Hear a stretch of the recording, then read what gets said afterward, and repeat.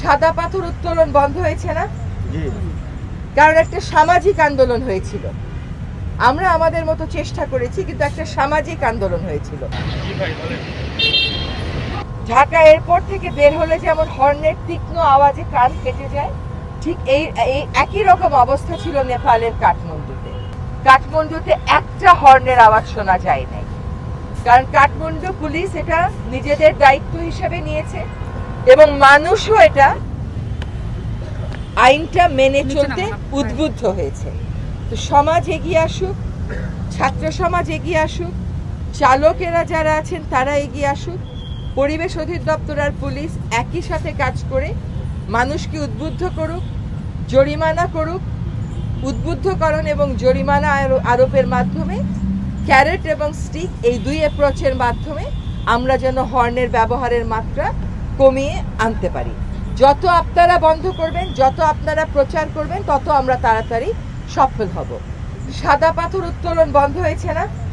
কারণ একটা সামাজিক আন্দোলন হয়েছিল। আমরা আমাদের মতো চেষ্টা করেছি, কিন্তু একটা সামাজিক আন্দোলন হয়েছিল।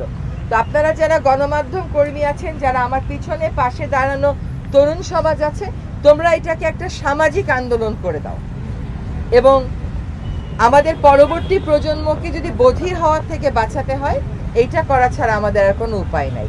যেই শহরে, যেই দেশে 65% ট্রাক চালক, বাস চালক কানে কম শোনে, সেইখানে বুঝতে হবে যে এটা কতদিনের অভ্যাস এবং এইটা যাতে আমরা যত দ্রুত সম্ভব এই অভ্যাসে পরিবর্তন আনতে পারি, সেটার জন্য পরিবেশ অধিদপ্তর এবং বাংলাদেশ পুলিশ একসাথে কাজ করবে।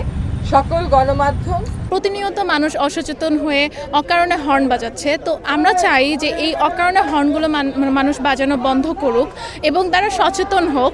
তো আমরা এই কারণেই মূলত আজকের এই ক্যাম্পেইনটা গত 10 দিন যাবৎ চলছে। তো আজকে আমাদের সংসদ ভবনের সামনে থেকে মোটরযাত্রা, শোভাযাত্রার মাধ্যমে আমরা এখানে এসে দাঁড়িয়েছি এবং মানুষকে আমরা সচেতন করার চেষ্টা করছি এই শব্দ দূষণগুলো যাতে রোধ করা যায়, তার জন্য আমরা গ্রিন ভয়েস কাজ করছি। দিন দিন যে শব্দ দূষণটা হচ্ছে, আমরা চাচ্ছি যে এই শব্দ দূষণটা মূলত বন্ধ হোক এবং অকারণে যাতে হর্ন না বাজানো হয়। আমাদের প্রথমত একটা র্যালি ছিল।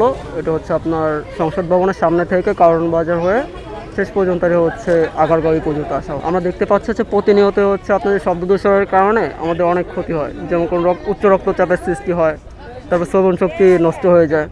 তো আমরা চাচ্ছি যাতে প্রয়োজন ছাড়া ড্রাইভারও অযথা হর্ন না বাজে, এই বিষয়ে তাদেরকে সতর্ক করতেছি আর সাধারণ জনগণকে এটা জানাচ্ছি।